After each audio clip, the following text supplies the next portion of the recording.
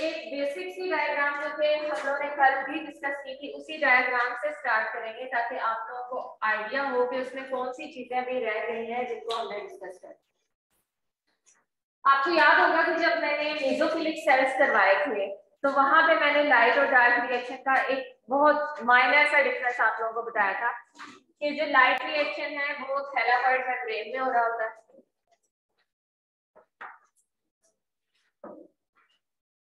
एक चीज, उसके बाद हमने ये कहा था कि लाइट रिएक्शन में ऑक्सीजन रिलीज होती है। लाइट रिएक्शन में आपके पास एटीपी बनता है और NADPH की प्रोडक्शन होती है, और इन सब प्रोसेसेस के लिए लाइट की प्रेजेंस होना बहुत जरूरी है, यानी विदाउट लाइट ये रिएक्शंस पॉसिबल है। सो इस डायग्राम को या फोटोसिंथेटिक इलेक्ट्रॉन ट्रांसपोर्ट चेन को देखते हुए ये सारे पॉइंट्स हमें आपको क्लियर हो जाते हैं कि यस, विदाउट लाइट आपके पास ये प्रोसेस स्टार्ट नहीं होगा, थैलाकॉइड मेम्ब्रेन में होगा, ऑक्सीजन रिलीज होगी, एटीपी बनेगी और NADPH की प्रोडक्शन होगी। सो मैं एक दफा उस डायग्राम को यहाँ पे ड्रॉ करती हूँ, उसके बाद इन पॉइंट्स को जस्टिफाई करते हैं, फिर हम लाइट रिएक्शन की एक बैलेंस्ड इक्वेशन लिखेंगे और ये बताएंगे कि कितने इलेक्ट्रॉन फ्लो के रिस्पांस में कितने प्रोटॉन पंप होते हैं और वो कितने एटीपीज बनाते हैं।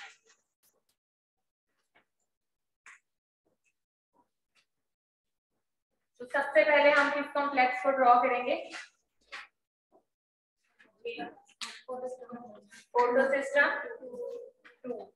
फोटो सिस्टम 2 कितनी वेवलेंथ पे लाइट को एब्जॉर्ब करता है? ना 680 नैनोमीटर। तो इसको क्या कहा जाता है? P680। फोटो सिस्टम 2 के डिफरेंट इसमें डिफरेंट कंपोनेंट्स हैं, जैसे हमने कल देखा था कि इसमें आपके पास एक रिएक्शन सेंटर क्लोरोफिल से थियोफाइटिन से PQA और PQA से PQB तक इलेक्ट्रॉन जो है वो जाते हैं, लेकिन ये इलेक्ट्रॉन्स तब मूव करते हैं जब यहाँ पे क्या चीज आए? Light energy.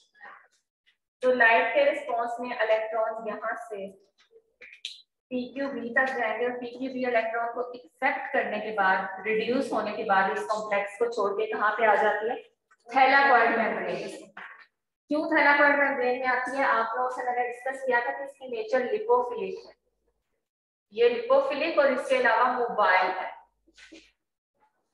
इट मींस कि ये electron carrier mobile electron carrier है, विच मींस इज कि ये इलेक्ट्रॉन कैरियर फोटो सिस्टम 2 से इलेक्ट्रॉन पिक करेगा, वहां से मूव करता हुआ नेक्स्ट कॉम्प्लेक्स की तरफ चला जाएगा। मोबाइल है ना, मूव कर सकता है शटल की तरह, एक जगह से इलेक्ट्रॉन उठाए और दूसरी जगह पे जाके ट्रांसफर कर दिए। और किस मीडियम से गुजर के जाएगा? प्लाज्मा मेम्ब्रेन के हाइड्रोफिलिक मीडियम से, बिकॉज इसकी अपनी नेचर क्या है? लिपोफिलिक नेचर है। नेक्स्ट जिस कॉम्प्लेक्स को ये अप्रोच करेगा, सबसे पहला complex, this is cytochrome B6F complex. ठीक है, साइटोक्रोम B6F कॉम्प्लेक्स के बारे में कल जब हमने देखा था तो हमें ये पता चला कि इसमें आपके पास एक बाइंडिंग साइट है PQBH2 की, दूसरी बाइंडिंग साइट है PQB की, और Q साइकिल के थ्रू यहाँ पे एक साइकिल चलता है जिसको हमने कल 2 स्टेप्स के अंदर डिस्कस किया था। इस साइकिल के थ्रू आपके पास जो है वो एट द एंड इलेक्ट्रॉन्स किसके पास जाते हैं? प्लास्टो।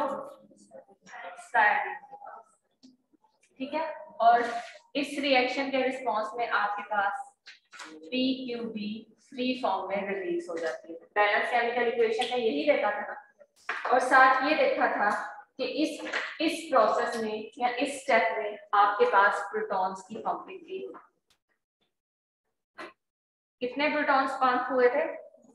एक PQB ने 4 प्रोटॉन्स पंप किए थे ना, एक स्टेप में 2 और नेक्स्ट स्टेप में 2, और 2 प्रोटॉन्स यहाँ पे यूज्ड है।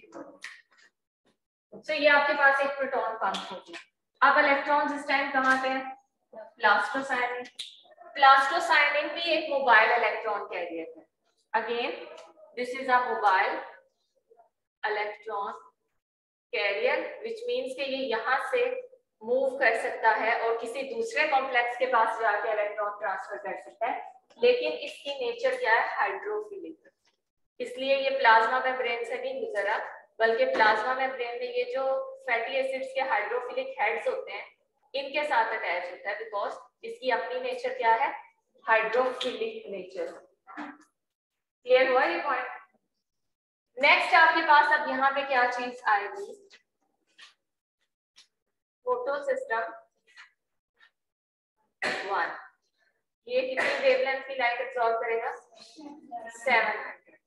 और फोटो सिस्टम 1 में हमने देखा था कि यहाँ पे कहीं प्लास्टोसाइनिन के लिए बाइंडिंग साइट होती है, प्लास्टोसाइनिन यहाँ बाइंड करता है, लेकिन इलेक्ट्रॉन तभी रिलीज करेगा जब यहाँ रिएक्शन सेंटर क्लोरोफिल की क्या होगी, एक्साइटेशन, और इलेक्ट्रॉन्स यहाँ से होते हुए फाइनली कहाँ पे चले जाते हैं, फेरिडॉक्सिन के पास, जो कि यहाँ पे एक प्रोटीन है। ठीक है, सो इलेक्ट्रॉन लाइट की एक्साइटेशन के बाद यहाँ पे नहीं रहे, बल्कि डिफरेंट कैरियर से होते हुए अल्टीमेटली कहाँ तक पहुंच गए, फेरिडॉक्सिन तक। और यहाँ पे क्या क्रिएट हो गया, होल। अब इस होल को किसने फिल करना है, प्लास्टोसाइनिन। अब नेक्स्ट इलेक्ट्रॉन्स इस टाइम कहाँ पे, फेरिडॉक्सिन के पास।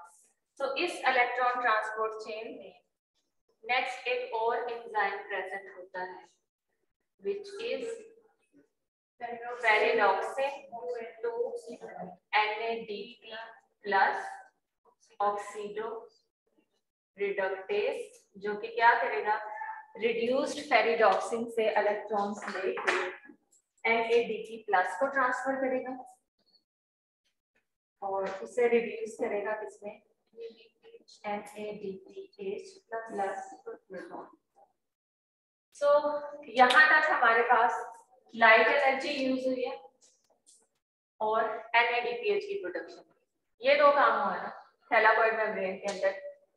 ऑक्सीजन अभी इवॉल्व नहीं हुई और ATPs की प्रोडक्शन है। अब नेक्स्ट स्टेप में आपके पास एक और यहाँ पे एंजाइम पड़ा हुआ है which is ATP सिंथेज। आज हमने इस कॉम्प्लेक्स को देखना है, ठीक है, कि ये किस तरह से वर्क करता है। दिस इज ATP सिंथेज और यहाँ पे प्लास्टोसाइनिन के इलेक्ट्रॉन लेके जाने के बाद होल क्रिएट होने के रिस्पॉन्स में एक और कॉम्प्लेक्स हमने कल पढ़ा था which is oxygen evolving complex,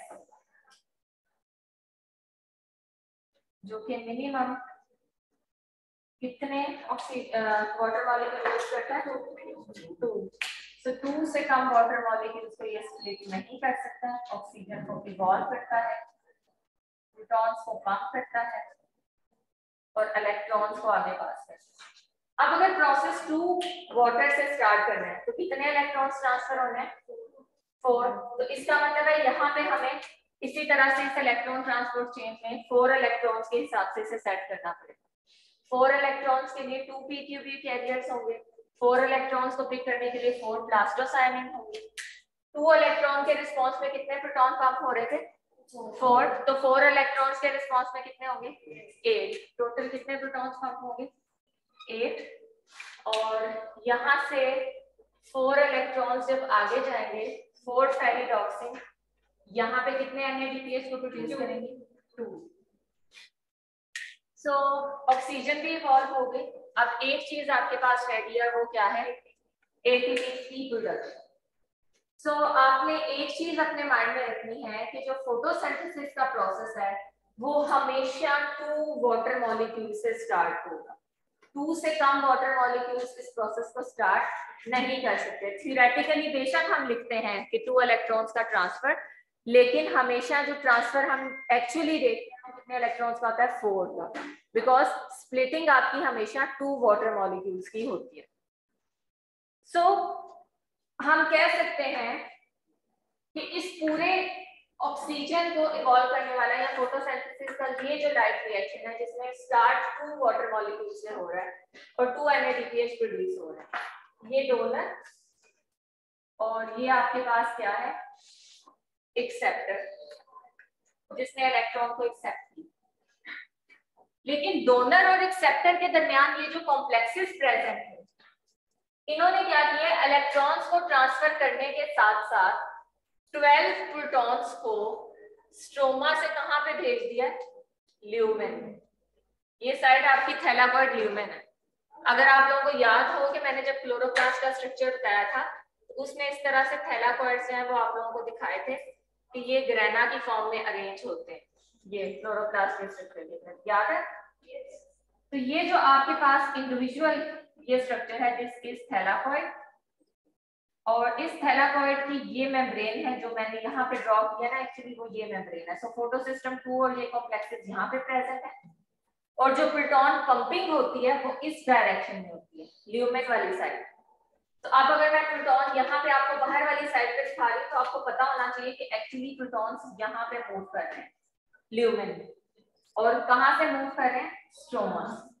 ठीक है, सो पी साइड या ल्यूमेन साइड ये होगी जहां पे प्रोटॉन पंप कर रहे हैं, और एन साइड वो होगी जहां से प्रोटॉन्स की कंसंट्रेशन क्या होनी है?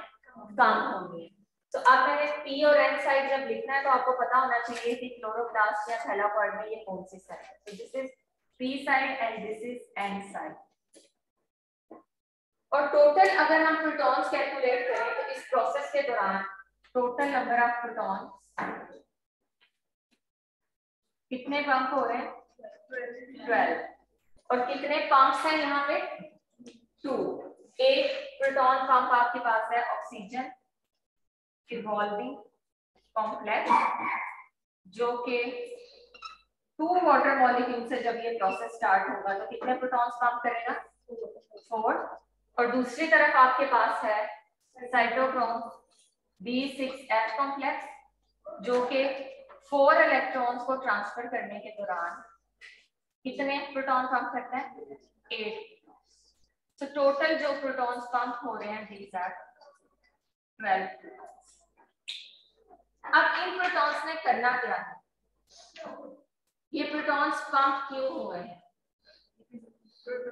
एटीपी प्रोडक्शन के लिए। और एटीपी प्रोडक्शन एक्चुअली होगी किस तरह से, इसको एक दफा देखें। ये जो आपके पास कॉम्प्लेक्स नंबर 5 है यहाँ पे एटीपी सिंथेज, इस कॉम्प्लेक्स को भी डिस्कस नहीं किया। उसके अलावा बाकी जितने कॉम्प्लेक्सेस हैं लाइफ रिएक्शन के अंदर उनको हम वन बाय वन देख चुके हैं। तो अब हम देखते हैं कि एटीपी सिंथेज का स्ट्रक्चर कैसा है और इससे एटीपी बनाने के लिए इन प्रोटॉन्स की जरूरत क्यों पड़ रही है। ठीक है, सो एटीपी सिंथेज आपके पास एक ऐसा कॉम्प्लेक्स है, वो देखिए ये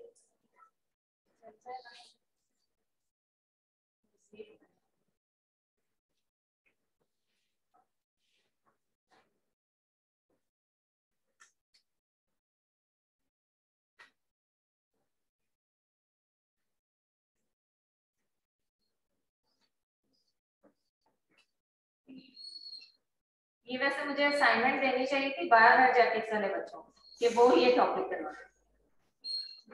यस मैम, ना हमने करवाना था। अच्छा चलो केल्विन साइकिल अभी रहता है। नेक्स्ट क्लास में मुदस्सिर केल्विन साइकिल स्टार्ट करेंगे, और मुदस्सिर के साथ नहीं अब्दुल्ला ना लेक्चर ही वेस्ट करना नहीं।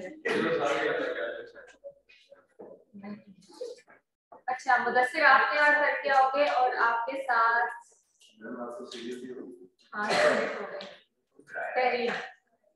हाँ आप दोनों तैयार करके आओगे और मैं किसी भी टाइम आप लोगों को बुला के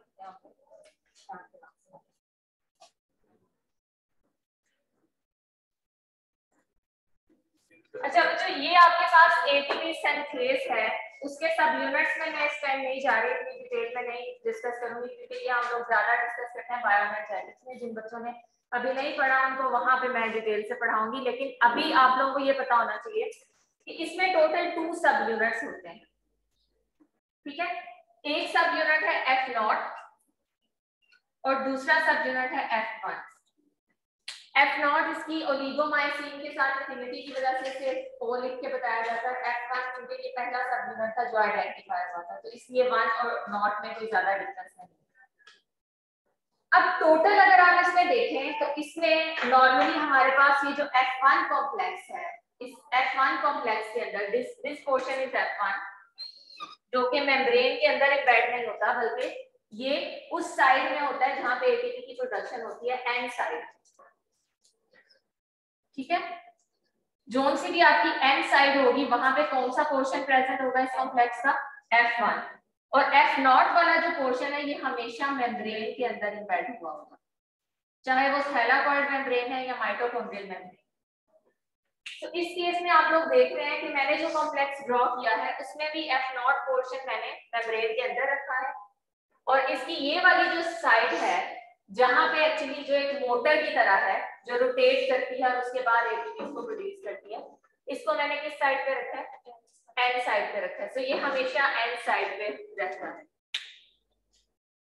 अब इसमें आपके पास जो F1 पोर्शन है, मैं F1 पोर्शन के ऊपर ज्यादा फोकस इसलिए करूंगी क्योंकि प्रोटॉन पंपिंग की वजह से रोटेशन और एटीपी प्रोडक्शन यहाँ पे होती है। इसमें नॉर्मली 9 सब यूनिट्स हैं, 3 अल्फा सब यूनिट, 3 बीटा सब unit, gamma sub unit, epsilon और सिग्मा सब यूनिट। ये जो आपको यहाँ पे ये चीज नजर आ रही है, एक्चुअली ये रोटेट हो रहे हैं अल्फा और बीटा सब unit. This is gamma shaft, बिल्कुल उसी तरह जैसे ये आपके पास गैमा सब यूनिट है और उसके नीचे ये स्ट्रक्चर है। यहाँ पे अल्फा और बीटा अल्टरनेटिवली, लाइक अगर ये अल्फा सब यूनिट है, आगे वाला बीटा, अल्फा, इसके पीछे फिर बीटा सब unit, this alpha sub unit and beta सब unit. So alternatively 3 alpha sub unit और 3 बीटा सब यूनिट्स प्रेजेंट होंगे। ये समझ आया ये पॉइंट? इसमें टोटल 6 सब यूनिट्स है ना। दोबारा बता देती हूँ कि F1 पोर्शन के अंदर आपके पास ये जो गैमा शेफ्ट है, this is the gamma shaft जो कि F0 को कनेक्ट करती है F1 के साथ। ठीक है, अब इस गैमा शेफ्ट के अंदर एक नीडल है, इस तरह की नीडल, और ये नीडल कहाँ पे प्रेजेंट होती है? ये आपका सपोज एक बीटा सब यूनिट है, ये अल्फा सब यूनिट है, अल्फा, बीटा, अगेन अल्फा, फिर इसके पीछे बीटा, इसके बिल्कुल साथ अल्फा सब यूनिट और यहाँ पे बीटा सब unit. So alternatively alpha beta alpha beta alpha beta 6 सब यूनिट्स इस तरह से प्रेजेंट होते हैं, एक रिंग की फॉर्म में, एक सर्कल की फॉर्म। गैमा सब यूनिट में जो नीडल है, ये जो मैंने यहाँ पे बताई है, ये नीडल उसको रोटेट करती है। लाइक ये आपके पास अगर नीडल है और ये गैमा सब यूनिट है, तो जैसे जैसे ये रोटेट होगा गैमा सब यूनिट, नीडल भी रोटेट होगी, और जिस अल्फा या बीटा सब यूनिट की तरफ ये नीडल आएगी उस पे उसको पिंच करेगी, उस पे एक स्ट्रेस लगाएगी। बात समझ में आ रही है? नहीं, इसकी वजह से कन्फर्मेशनल चेंजेस आते हैं, शेप में चेंजेस आते हैं, वो मैं बता। ये पॉइंट सबको क्लियर हुआ है कि आपके पास जो एटीपी सिंथेस है उसमें 2 सब यूनिट हैं, F0 जो कि मेम्ब्रेन में है, F1 जो कि एंड साइड में प्रेजेंट है, और F0 और F1 को कनेक्ट करने के लिए गैमा सब यूनिट है विद अ नीडल, और वो नीडल आपकी अल्फा और बीटा सब यूनिट्स को जो है वो क्या करती है, फेस कर रही होती है, वहां पे प्रेजेंट होती है। अब इस पॉइंट को माइंड में रखते हुए अगर मैं इसको यहाँ से कट करके आपको इसका क्रॉस सेक्शनल व्यू दिखाऊं, ये पोर्शन था ना, इसको कट करके अगर हम इस तरह का व्यू देखें तो इसमें आपके पास कुछ इस तरह के चेंजेस आते हैं। अब मैं सिर्फ और सिर्फ इसका क्रॉस सेक्शनल व्यू दिखा के आप लोगों को बताना चाहती हूँ कि alpha beta alpha sub unit और ये नीडल किस तरह से आपस में इंटरेक्ट करते हैं, क्योंकि ये वो पोर्शन है जहां पे एटीपी की प्रोडक्शन होती है। सो आपकी जो अल्फा और बीटा सब यूनिट्स हैं, कितने अल्फा सब यूनिट्स हैं? 3, और कितने बीटा सब यूनिट्स हैं? 3। सो ये अल्फा और बीटा सब यूनिट डाइमर्स की फॉर्म में एग्जिस्ट करते हैं, यानी एक अल्फा एक बीटा के साथ मिलके एक कन्फर्मेशन में प्रेजेंट है। उसी तरह से दूसरा अल्फा सब यूनिट दूसरे बीटा सब यूनिट के साथ मिलके दूसरी कन्फर्मेशन, और तीसरा बीटा सब यूनिट तीसरे सब यूनिट के साथ मिलके तीसरी कन्फर्मेशन में प्रेजेंट होता है। कन्फर्मेशन का यहाँ पे मतलब शेप है। सो इट मींस कि आपका ये जो F0 पोर्शन, F1 पोर्शन के अल्फा और बीटा सब यूनिट्स हैं, एट अ टाइम कितनी कंफर्मेशंस में एग्जिस्ट करते हैं? 3 कंफर्मेशंस में एग्जिस्ट करते हैं। पहले उन कंफर्मेशंस को देख लेते हैं और उसके बाद इसके साइकिल को स्टार्ट करते हैं। इनमें से हर एक वक्त पे कम से कम हर एक वक्त पे ओपन कंफर्मेशन में जरूर होता है। सपोज ये इस टाइम पे ओपन कंफर्मेशन, ओ कंफर्मेशन जिसे कहा जाता है ओपन कंफर्मेशन, ये वो कंफर्मेशन होती है जो कि बिल्कुल एम्प्टी है। यानी इसमें आपके, मैं यहाँ पे ड्रॉ करके भी बता देती हूँ कि अगर ये अल्फा सब यूनिट है और ये बीटा सब यूनिट है, एक कंफर्मेशन, यहाँ पे आपके पास ये अल्फा सब यूनिट है और इसके साथ ही आपके पास बीटा सब यूनिट है, तो ये दूसरी कंफर्मेशन, और थर्ड आपके पास ये अल्फा सब यूनिट और उसके साथ बीटा सब यूनिट, तीसरी कंफर्मेशन। इन तीनों कंफर्मेशंस या इन तीनों डायमर्स में हमेशा आपके पास जो बीटा सब यूनिट है ना, तीनों पोर्शंस में, उसमें एक बाइंडिंग साइट प्रेजेंट होती है जिसे कहते हैं nucleotide binding site. This one, beta सब यूनिट में हमेशा क्या चीज प्रेजेंट होती है? Nucleotide binding site.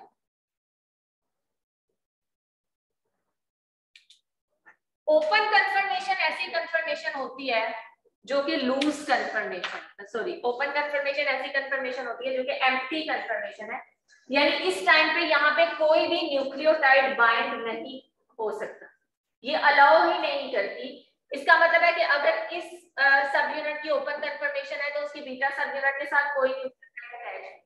इसी तरह जब इसकी ओपन कंफर्मेशन है तो यहाँ पे भी कोई न्यूक्लियोटाइड अटैच नहीं, जब इसकी ओपन कंफर्मेशन आएगी तो यहाँ पे भी कोई न्यूक्लियोटाइड अटैच नहीं होगा। सो जिस टाइम पे जो डायमर ओपन कंफर्मेशन में प्रेजेंट है, इट मींस कि वो किसी न्यूक्लियोटाइड को, चाहे वो एडीपी है या एटीपी है, बाइंड नहीं कराएगा। अगर बाइंड है तो उसे क्या कर देगा? रिलीज कर देगा, क्योंकि उसे यहाँ पे परमिशन नहीं। Second one is loose confirmation.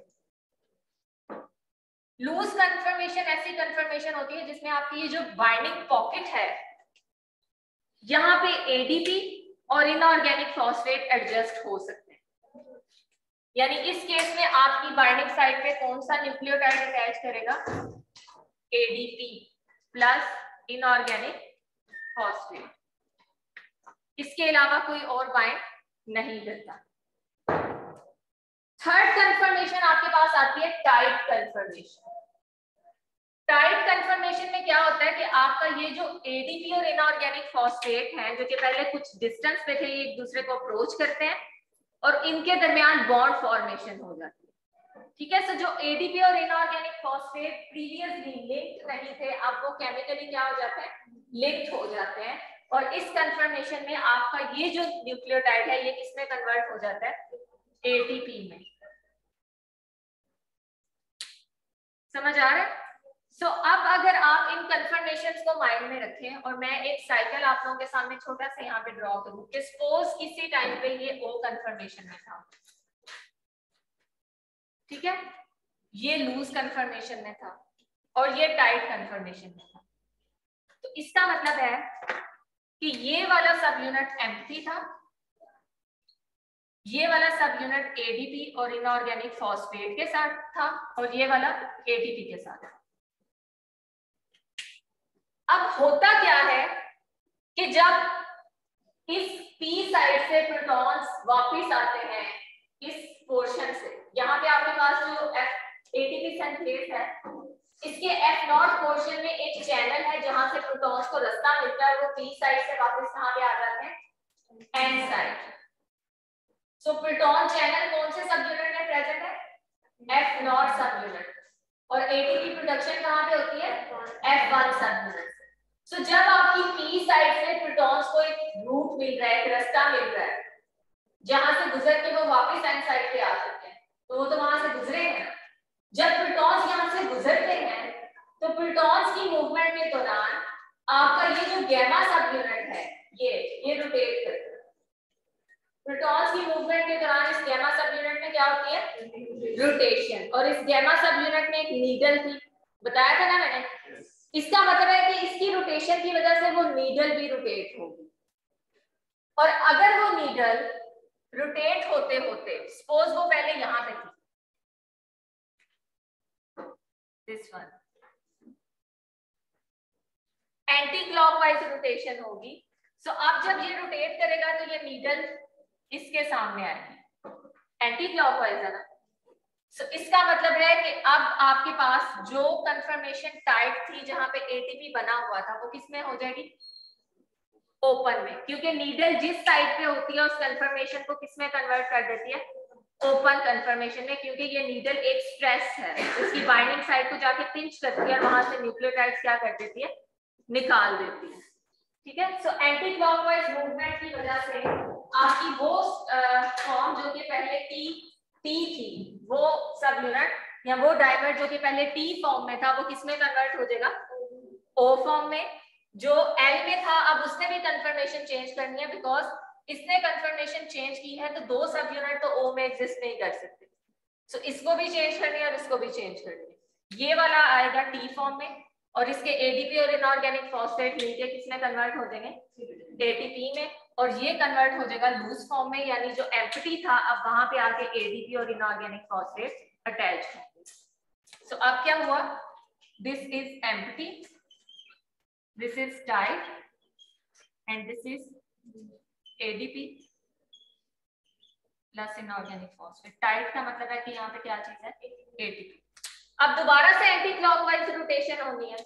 सो अब ये जो पॉइंटर है वो इससे यहाँ पे आएगा, क्योंकि नेक्स्ट सब यूनिट ये है, पहले एंटी क्लॉकवाइज हुई तो इसके बिल्कुल एडजेसेंट ये था, अब रोटेशन दोबारा हुई तो अब इसको अप्रोच करेगा। इसका मतलब है अब ये किसमें कन्वर्ट होगा, ओपन में, क्योंकि नीडल जिसकी तरफ आती है उसे किसमें कन्वर्ट कर देती है, ओपन में। सो ये क्या हो जाएगा, एम्प्टी, यहाँ से एटीपी निकल जाएगा, जो एम्प्टी था वो किसमें कन्वर्ट हो जाएगा, लूज में, इसमें ADP and inorganic phosphate attach हो जाएगा, और जो लूज में था वो किसमें कन्वर्ट हो जाएगा, टाइट में, यहाँ पे एटीपी अटैच हो जाएगा। सो फर्स्ट स्टेप में एक एटीपी रिलीज होगा यहाँ से, सेकेंड स्टेप में एक एटीपी रिलीज होगा और थर्ड स्टेप में, और उसके बाद साइकिल रिपीट होता जाएगा, बिकॉज अब जब दोबारा कंफर्मेशनल चेंजेस आएंगे तो ये टी साइड ओ में कन्वर्ट हो जाएगी, ये एल में और ये टी में, यानी वापस पहली वाली पोजीशन रीस्टोर हो जाएगी। समझ आई ये बात? अगर ये पॉइंट आपको समझ में आया है तो आप एक साइकिल यहाँ पे मैं दिखाती हूँ जो कि आप लोग फटाफट से समझ जाओगे, अगर तो समझ आए।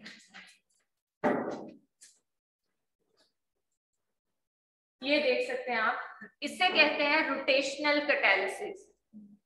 एटीपी की प्रोडक्शन को रोटेशनल कैटालिसिस इसलिए कहा जाता है क्योंकि ये प्रोडक्शन तब तक नहीं हो सकती थी जब तक गैमा शेप रोटेट ना हो। अगर गैमा शेप रोटेट ना करती तो कंफर्मेशनल चेंजेस आने थे, नो, और अगर कंफर्मेशनल चेंजेस ना आते तो एटीपी प्रोडक्शन भी पॉसिबल नहीं थी। सो इस साइकिल को अगर आप लोग देखते हैं तो यहाँ पे तीन कंफर्मेशंस को तीन शेप्स के साथ बताया गया है। जैसे आप यहाँ पे देखो तो ये आपका पहला अल्फा और बीटा डाइमर है, दिस वन, जो कि किस कंफर्मेशन में, ओ कंफर्मेशन में, ओपन कंफर्मेशन में, और यहाँ से क्या चीज निकल रही है, एटीपी। इसके बिल्कुल साथ आपके पास लूज कंफर्मेशन है और यहाँ पे टाइट। कम से कम 3 प्रोटॉन्स का पी साइड से एन साइड पे आना जरूरी है कंफर्मेशनल चेंजेस लाने के लिए। यानी एक एटीपी की प्रोडक्शन के लिए, जैसे यहाँ पे आपने देखा जब तक कंफर्मेशनल चेंजेस नहीं आते एटीपी प्रोड्यूस नहीं होता, एक कंफर्मेशनल चेंज जरूरी है ना, और उस कंफर्मेशनल चेंज को लाने के लिए कितने प्रोटॉन्स का पी साइड से एन साइड पे आना जरूरी है, 3 प्रोटॉन्स। सो एक एटीपी को प्रोड्यूस कराने के लिए 120 डिग्री की रोटेशन चाहिए, और उस 120 डिग्री की रोटेशन के बाद तीनों सब यूनिट्स अपनी अपनी कंफर्मेशन चेंज कर लेते हैं, और इस कंफर्मेशन को चेंज करने के लिए थ्योरेटिकली 3 प्रोटॉन्स को पी साइड से कहां पे आना होता है, एन साइड पे आना होता है। सो वी कैन से कि for the production of 1 ATP 3 protons have to move from P to N side, और इसमें कितनी रोटेशन होती है, 120 डिग्री की, जो कि तीनों सब यूनिट्स की कंफर्मेशन को क्या कर देती है, चेंज कर देती है। तो अब यहाँ पे अगर आप देखो तो जो आपके पास कंफर्मेशन थी पहले, ओ कंफर्मेशन, रोटेशन देखिएगा एंटी क्लॉकवाइज हो रही है, ये वाली कंफर्मेशन जो है ये आगे शिफ्ट कर दी है, यानी जहां पे पहले टाइट कंफर्मेशन थी, ये ग्रीन कलर में आपको नजर आ रहा है पॉइंटर गैमा शेप का, पहले पॉइंटर किसकी तरफ था, यहाँ पे। जैसे ही 3 प्रोटॉन्स पी से एन साइड पे आए, ये एंटी क्लॉकवाइज मूव किया, यानी अगर पहले यहाँ पे था तो यहाँ से आगे चला एंटी क्लॉकवाइज, जिसकी वजह से यहाँ पे जो बीटा सब यूनिट है, बाइंडिंग साइड सिर्फ बीटा सब यूनिट में, इसके अलावा कहीं और नहीं। अब यहाँ की बाइंडिंग साइड को छोड़ के 3 प्रोटॉन्स की मूवमेंट के बाद ये मूव करता करता इस सब यूनिट के बीटा, इस डायमर के बीटा सब यूनिट के पास पहुंच गए, इसको फोर्स किया कि यहाँ से एटीपी निकलना चाहिए। तो जो एटीपी वहां पे बना हुआ था वो रिलीज हो गया, ये ओपन से किस कंफर्मेशन में आ गया, लूज में, एडीपी इनऑर्गेनिक फॉस्फेट बाइंड करके, और जहां पे पहले लूज कंफर्मेशन थी एडीपी और इनऑर्गेनिक फॉस्फेट थे, वो टाइट कंफर्मेशन के थ्रू किस में कन्वर्ट हो गए, एटीपी में। सो इस 120 डिग्री रोटेशन के बाद एक एटीपी क्या हुआ, रिलीज हुआ। नेक्स्ट अगेन 3 प्रोटॉन्स पी से एन साइड पे मूव करेंगे, और आपका ये जो पॉइंटर पहले यहाँ पे था, यहाँ से रोटेट करता करता यहाँ पे आएगा, और इस रोटेशन के रिस्पांस में अब आप यहाँ से शेप से भी देख सकते हैं ना, ओ के लिए ये शेप रखी है, तो अब ये ओ कंफर्मेशन में आ गया। इसके साथ साथ जहाँ पे एडीपी और इनऑर्गेनिक फॉस्फेट थे टाइट कंफर्मेशन में है, और उससे ऊपर जहाँ पे पहले कोई न्यूक्लियोटाइड नहीं था, अब किस कंफर्मेशन में आ गया, लूज कंफर्मेशन। तो इस तरह से एक एक एटीपी को रिलीज कराने के लिए आपके पास कितने प्रोटॉन्स का मूव करना जरूरी है, 3, और कंप्लीट 360 डिग्री की रोटेशन, यानी कंप्लीट जितनी पॉसिबल रोटेशंस हैं, इन 360 डिग्री की रोटेशन को मेंटेन करने के लिए कितने प्रोटॉन्स मूव करेंगे, 9 प्रोटॉन्स, और कितने एटीपीज बनेंगे, 3 एटीपीज बनेंगे। Very good. सो इस पॉइंट को माइंड में रखें, और उसके बाद हम चलते हैं लास्ट पॉइंट जो अभी हमें क्लियर करना है। 5 मिनट्स में बस इसको कवर करते हैं। अच्छा, अभी मैंने थियोरेटिकली आप लोगों के सामने बताया है कि 3 प्रोटॉन्स रिक्वायर्ड हैं एक एटीपी की प्रोडक्शन के लिए, ऐसे का है ना। इस फोटोसिंथेटिक इलेक्ट्रॉन ट्रांसपोर्ट चेन में टोटल कितने प्रोटॉन्स पंप हुए हैं, 12 प्रोटॉन्स, तो कितने एटीपीज बनेंगे, 4 एटीपीज बनेंगे, लेकिन एक्चुअली कितने एटीपीज बनते हैं, 3। इसकी क्या रीजन है, 3 प्रोटॉन्स तो आपके यूज हो गए इस कंफर्मेशनल चेंज के लिए, ठीक है, या टोटल 9 प्रोटॉन्स यूज हो गए इस कंफर्मेशनल चेंज के लिए, लेकिन क्लोरोप्लास्ट के अंदर एडीपी और इनऑर्गेनिक फॉस्फेट भी तो होने चाहिए ना, उनकी प्रेजेंस भी होनी चाहिए, तभी एटीपी बनेंगे। समझ आ रहा है या नहीं जूनियर्स, नहीं समझ आया ना,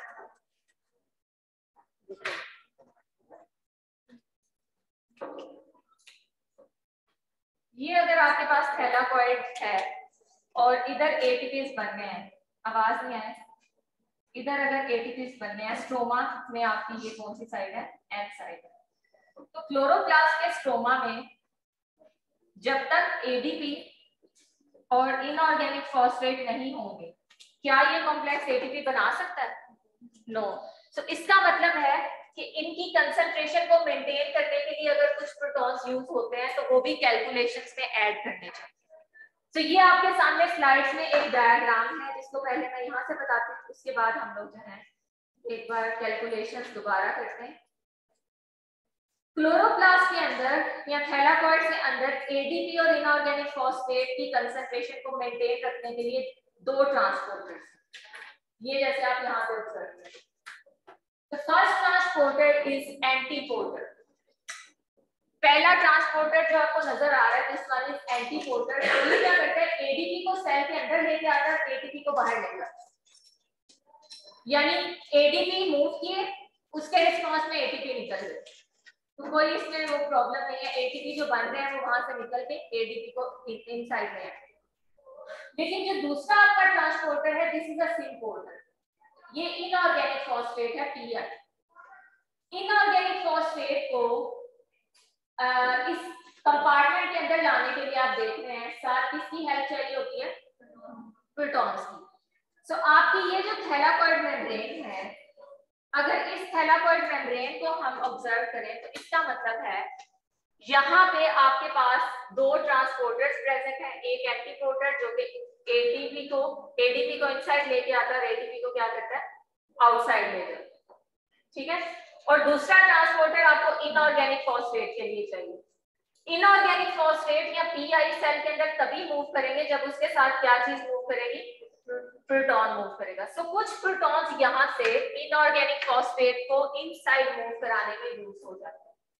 अगर आपके टोटल 12 प्रोटॉन्स हैं तो उसमें से 9 प्रोटॉन्स कंफर्मेशनल चेंजेस में यूज हो गए, 3 यहाँ पे, 3 यहाँ पे और 3 यहाँ पे। पीछे कितने प्रोटॉन्स बचे, 3। सो 3 प्रोटॉन्स जो है वो 3 इनऑर्गेनिक फॉस्फेट को इनसाइड लाने में यूज हुए ताकि 3 एटीपीज बन सके। सो टोटल कितने एटीपीज बनेंगे, 3। सो हम अगर कैलकुलेशंस करें तो हम हमेशा ये कहेंगे कि एक एटीपी को बनाने के लिए टोटल कितने प्रोटॉन्स चाहिए होते हैं, 4 प्रोटॉन्स चाहिए होते हैं। 3 प्रोटॉन्स कंफर्मेशनल चेंजेस के लिए और एक प्रोटॉन उसके जो प्रिकर्सर्स हैं एडीपी और इनऑर्गेनिक फॉस्फेट, उसमें से इनऑर्गेनिक फॉस्फेट को सेल के अंदर मूव कराने में यूज होता है। सो 1 एटीपी कितने प्रोटॉन्स की पंपिंग के बाद बनेगा, 4। सो 12 प्रोटॉन से कितने एटीपीज बनेंगे, 3 एटीपीज बनेंगे। गुड।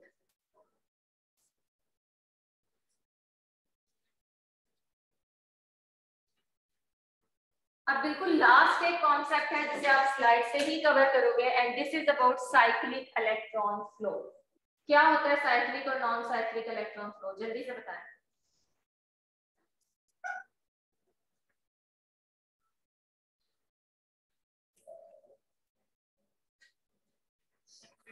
गलती कर दी है पूरी।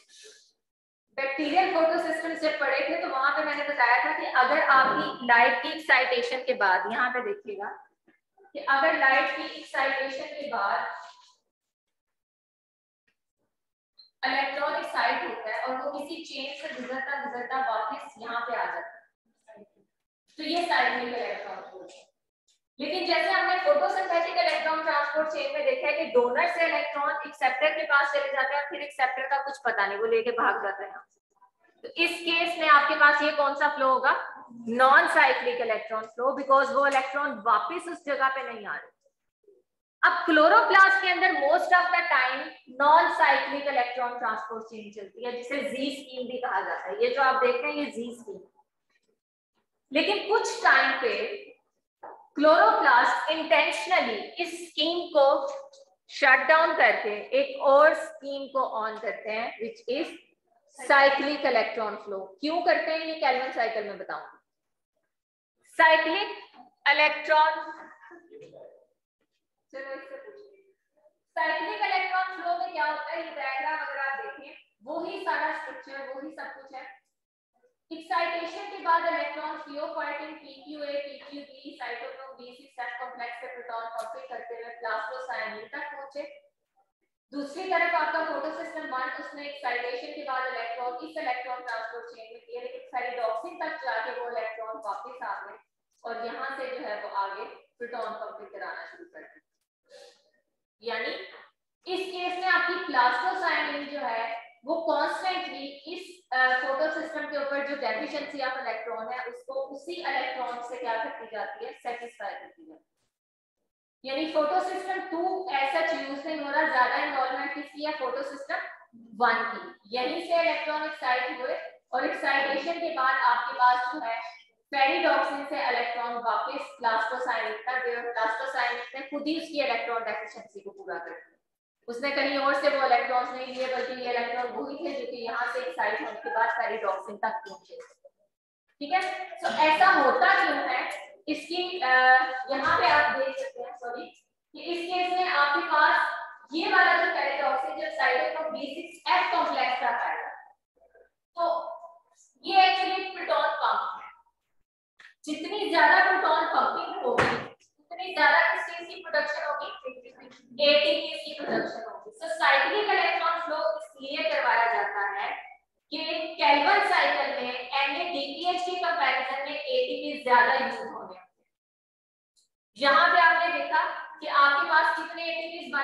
पूरे प्रोसेस के दौरान 3 ATPs और कितने NADPH बन रहे थे? 2 NADPH। 3:2 की रेशियो बन रही थी। इस रेशियो को मजीद थोड़ा सा एक्सीड करने के लिए आपकी जो यहाँ पे क्लोरोप्लास्ट है वो क्या करते हैं, नॉन साइक्लिक इलेक्ट्रॉन फ्लो से साइक्लिक इलेक्ट्रॉन फ्लो की तरफ चलते हैं, और चूंकि यहाँ पे इलेक्ट्रॉन NADP+ तक नहीं पहुंचते तो there is no net production of NADPH, क्योंकि इलेक्ट्रॉन फेरिटॉक्सिन से वापस आ जाते हैं, फेरिटॉक्सिन से NADP+ तक नहीं जाएंगे। और चूंकि यहाँ पे आपका फोटोसिस्टम 2 भी यूज नहीं हो रहा, इस केस में आपके पास यहाँ पे होल ऐसा क्रिएट नहीं होगा, अगर होगा भी तो वो एक जो वाटर इवॉल्विंग कॉम्प्लेक्स है उसकी एक उससे इलेक्ट्रॉन ट्रांसफर से सेटिस्फाई हो जाएगा। So there is no evolution of oxygen, सिर्फ और सिर्फ यहाँ पे किस चीज की प्रोडक्शन हो रही है, ATPs की। So cyclic electron flow light reaction का वो प्रोसेस है there is no production of NADPH, no oxygen evolution, only ATPs यहाँ पे क्या होंगे,